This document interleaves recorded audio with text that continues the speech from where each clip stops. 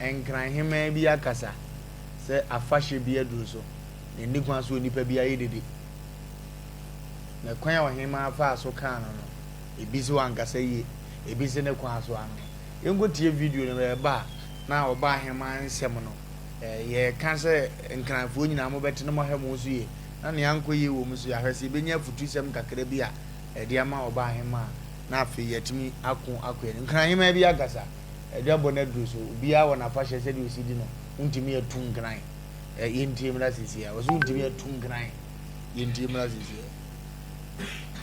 ya ba sisi bosom na si fam yempede de wonti ase na be ya asori akogogota hore wo ho Calvary wo ho eho na Yesu hu ije to wa ma o Yesu onye to ayenara ya sasini ya abo denden ma ye moja ye nananum hwegu ho e na mo de je enkrasa ase ne to wa ma Jesus nhwe moja nwu won enkrasa ase to ho ma ye enti yesre mo adaroma dede no mo menne kukuru ni jaye a keka no su be jaye osofo your ones osofo no mo aba so mo pese omo be so peni na omo ni peni fo be kasa anyhow mo pese omo kanu we are just warning them say omo pese ya ma won say yen boy no we born drums any bibia wow ye be chill so we born drum and now yes nyama no a ye mfa nchew and ye kasa we are make sure say we sorry no we be yi fi sasa say no so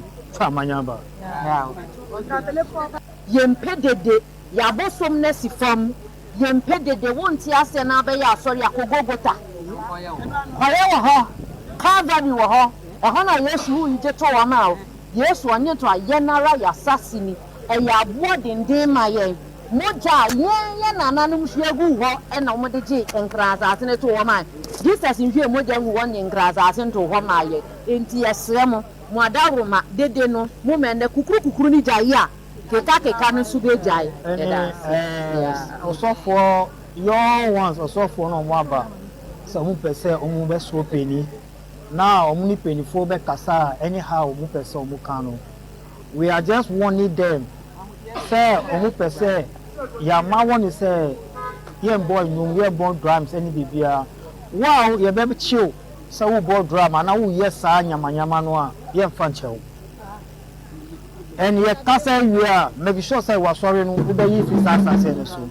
fa manyaba asasi urafo e won kran akasa se Jesus o masa se ntu be bia maye ye nanano moja a hwie good ndije nkran asase maye ti afahye bre no aduru nti mpacho abosuma sifom wuni pakora obedi nsem hunu no nanano mo se o mbe kire o se bobu ta na Yesu ni moja guye ahadi o mo nanano na hwie gu Yesu ni moja ni ha ti bia medi nsem hunu won kran ho no mo hwe no mo ni o ma ba hye boko yebebusa waye fie panyin ese efata se ye hyefa ye de anidie ema ebiem ese fata oba hema si wotimi ka se ni obo osoro bo asase bo mu nipa nyina no hwie moja ngu ba bia nti ni kwa se obi bo ni din kura ho bra o mo hye o mo fa no yenimu nkomo kakra na afi yentimi nkonko ye nkwagu wagu abotire mu no yanchira de kronti akasa we ni pie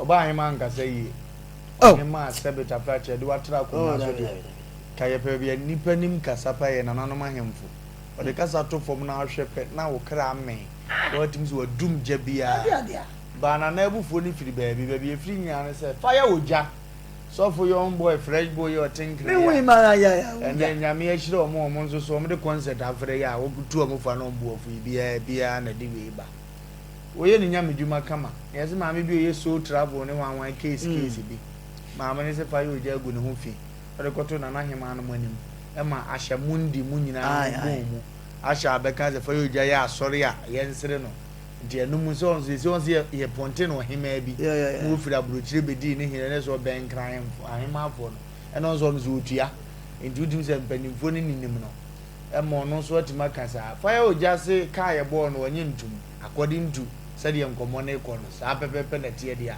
nti e mana nanom share se wo mra no otu fa so awa ama do mu se wa ama no no ma oda se aposifo no goto na so dem ahimfia aposifo ento na so dem na omo mfa ne mara no no omo ko na so dem no so de ne si de yo kakra na me fire oja na da so very young vibrant so panyina na emire bi atwam be 4 years na ante ne ho ne kasa very calm see boys aguru bi na abaso no saa me wo fa ase ade aguru ade mu life ni bi abebo mu nyina so obi esua yeso ye be ya ma asem to yakura be brushing off saa concert na bi na amande enu monya me kura na e pepa ono so na ni man ho so kura say first na din so bi be kasa etia no because say no we na nkofo pe and no the other concert party one so yenko de yenko team na yenko ne hwe na esi wo so na afia ndo aso o kan no mbuofo mo fa eni nobody should talk.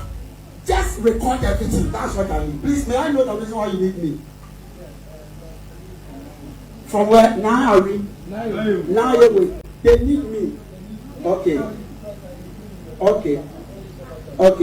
Please go and tell now that I'm doing service, so after the service I will come. Okay. That go and tell now we. Okay. Someone should go to the nearest police station right now and report. No, we stand there. You stand there. Only one person should go. One person. Go and tell now we. Hey. Nobody should talk. Hey.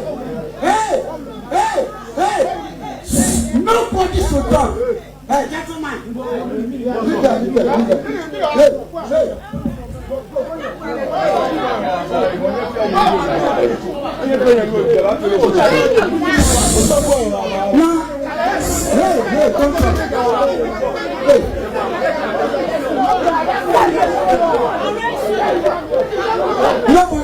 Nobody should talk. Hey, time.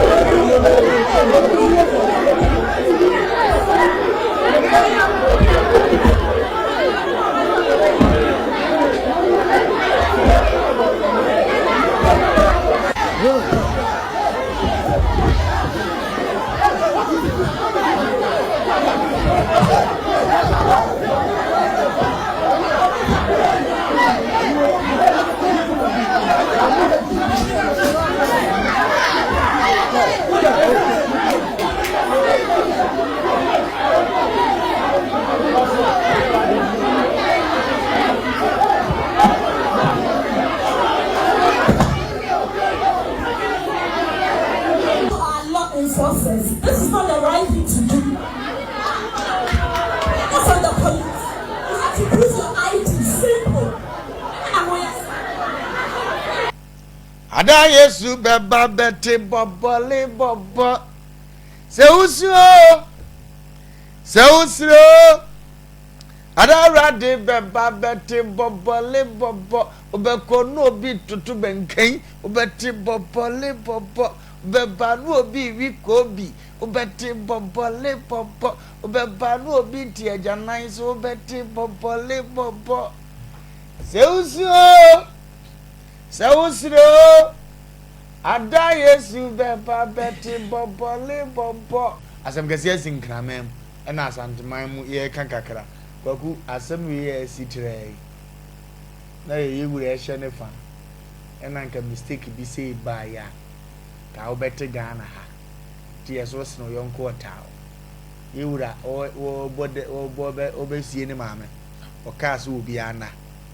Oba bi nya na UTV. Yeah. Ye wura si obi ana obi ada. Nti wonim se. Ka twi kasa se ne waboda aso wo yare. Because of say wura ka se ye na ye di ni ada. We dey the force akoyere sofu bi twi na bra so dem. Asanefo na ye we anka mutikuru man kan bete. Kamuti guruma pa anka mbete se eno omudi huhu omukọ ho ka obete pa twi kasa ka bete na nyame ne ye he no ye dia na ye ku bi ya manyame ne yesie ni sofu na anya dia ye ntwina ni ahemfo na anya dia ye nka ni ndisem ka nkyere wo na afei yɛn nkonko yɛ akwakushon